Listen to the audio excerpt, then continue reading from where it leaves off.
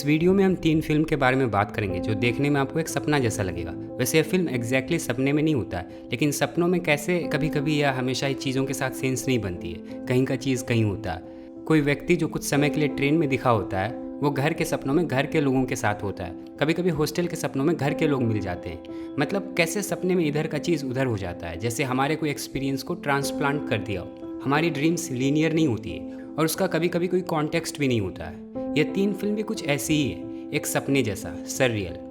अगर आपने इन फिल्मों को नहीं देखा है और अगर आपको किसी एक फिल्म से 2 अलग अलग सीन्स दिखाई जाए तो आपको लगेगा नहीं कि एक ही फिल्म की है। चीज़ें एक के बाद एक होते हुए कैसे वहाँ तक पहुँची है, इसके लिए आपको देखना पड़ेगा।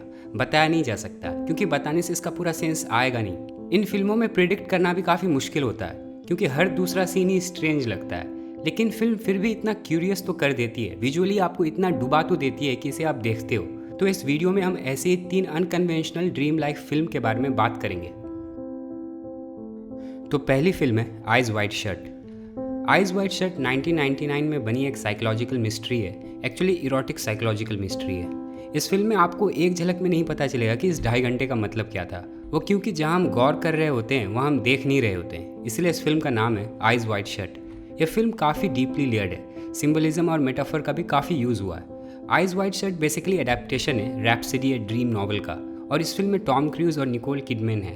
और टिपिकल टॉम क्रूज फिल्म नहीं है ये, इनफैक्ट ये उसका उल्टा है। It's a very dream like film. Doctor bill जो इस कैरेक्टर का नाम होता है वो एक डॉक्टर होता है। इनिशियली वो काफ़ी पैट्रनाइजिंग तरीके से अपने से सोशली इन्फीरियर लोगों को देखता है, लेकिन फिल्म जैसे जैसे आगे बढ़ती है और इतना कुछ होता है, इतनी अलग अलग एग्जॉटिक वियर्ड चीज़ों को वो एक्सपीरियंस करता है। अगर आपको बोल के बताया जाए कि एक डॉक्टर एक रात में यहाँ से होके आ जाता है तो आपको विश्वास ही नहीं होगा और सुनने में भी बड़ा अजीब लगेगा। लेकिन इस चीज़ को जब आप देखते हो तो आप भी कैरेक्टर के साथ फ्लोट करते करते, उसे फॉलो करते करते उन जगहों से होके आ जाते हो। इस फिल्म को स्टैनली क्यूब्रिक ने डायरेक्ट किया है। ये उनकी आखिरी फिल्म थी। इस फिल्म के रिलीज से पहले ही उनका डेथ हो गया। फिल्म में आगे इन चीज़ों को एक्सपीरियंस करने के बाद डॉक्टर बिल हार्फर्ड को ये रियलाइज़ हो जाता है कि सोशल पिरामिड में वो ऊपर से खुद भी बहुत नीचे है। इनफैक्ट वो जिसे नीचा और वनरेबल समझ रहा था वो खुद भी उतना ही वनरेबल होता है। और ये एक इंटरप्रिटेशन है। फ्रेंकली अगर आप इस फिल्म को देखो तो शायद आपका अलग ही कुछ इंटरप्रिटेशन हो, आपका अलग ही मतलब हो। और ये इसलिए क्योंकि ये फिल्म ही एक सपने जैसा है। क्योंकि हम फिल्म पे बात कर रहे हैं, इसके क्राफ्ट पे भी बात कर रहे हैं, तो एक बुक है dream with your eyes open by Ronnie Screwvala. वैसे ये बुक फिल्म मेकिंग पे नहीं है। मिस्टर रोनी स्क्रूवाला एक इंडियन एंटरप्रेन्योर है और फाउंडर है यूटीवी ग्रुप के, और बहुत फिल्म में प्रोड्यूसर भी रहे हैं। और ये बुक उनके एक्सपीरियंस पे बेस्ड है। बहुत फिल्म की बैक स्टोरी है, उसकी मेकिंग की स्टोरी है, जिन फिल्मों के साथ इन्होंने काम किया है, उनकी खुद की हडल्स और ऑब्स्टिकल्स के बारे में भी है ये बुक।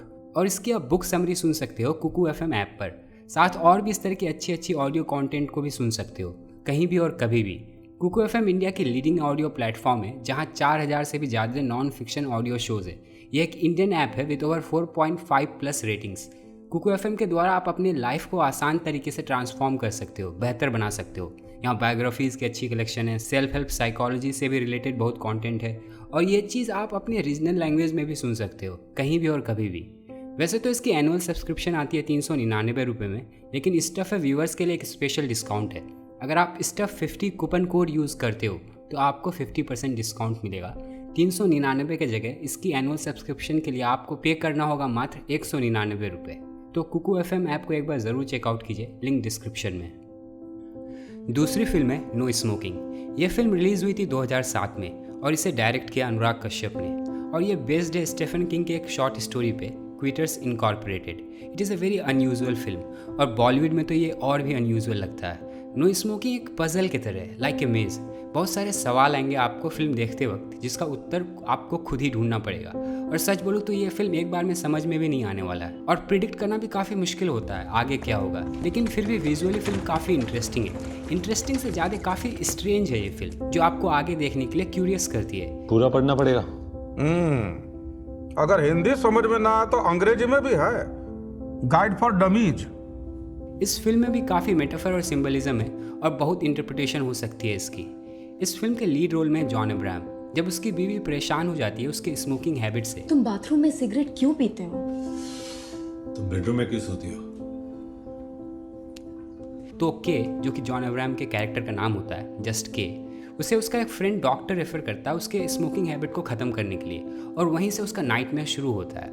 लेकिन फिल्म सिर्फ सिगरेट छोड़ने के बारे में नहीं है, या शायद सिगरेट के बारे में है भी नहीं, कि एक एरोगेंट नार्सिसिस्ट किस्म का व्यक्ति होता है, वो अपने ढंग से जीता है, Okay. Just kidding.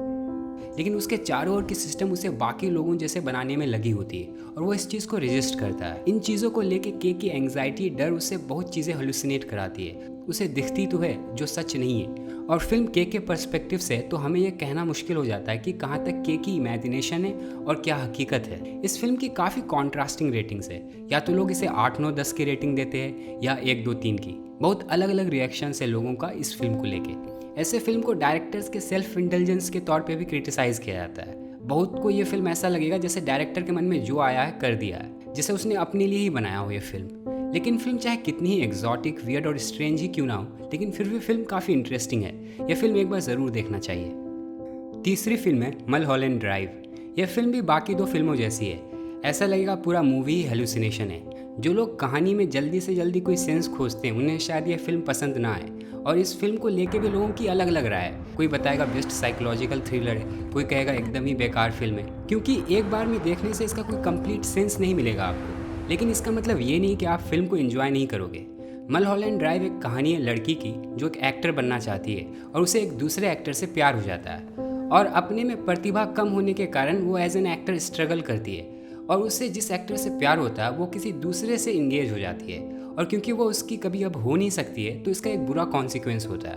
क्या होता है नहीं होता है इसे आप खुद ही देखो तो अच्छा है, क्योंकि ऐसे फिल्मों को शब्दों में बताने का कोई मतलब नहीं है। इसे देखने में ही मज़ा है, एक्सपीरियंस करने में ही इसका मतलब है। इस तरह की फिल्में जल्दी आपके दिमाग से निकलती नहीं है, आपको खटकता रहेगा। It's like a provocative puzzle जो आपके दिमाग को टीज करता रहता है और आपको मज़ा भी आएगा। इस तरह की फिल्में चाहती हैं कि आप खुद इसका कोई मतलब निकालो, क्योंकि एसेंशियली जब इस तरह के फिल्मों को आप देखोगे तो आपको एक सपना ही लगेगा। चीज़ें और कॉन्टेक्स्ट कभी कभी आपको समझ नहीं आएंगी, but it is still intriguing just like our dream. और फिल्म मेकिंग का मतलब सिर्फ किसी कहानी को बताना नहीं है। फिल्म मेकर का काम ये नहीं है कि आपको दादी अम्मा जैसे बैठा के किस्सा सुनाए। Film making is a far bigger playing field to be just that. Film making कहानी को प्रस्तुत करने की एक कला है, कैसे बताया जाए किसी कहानी को। और ये 3 फिल्म इसी तरह की है, एक तरीका है जिससे कहानी को प्रेजेंट किया जा सकता है, जहाँ ज़रूरी समझ नहीं है, जहाँ ज़रूरी महसूस करना है, और आपकी फीलिंग्स जो आपको समझा दे वही इन फिल्मों का मतलब है।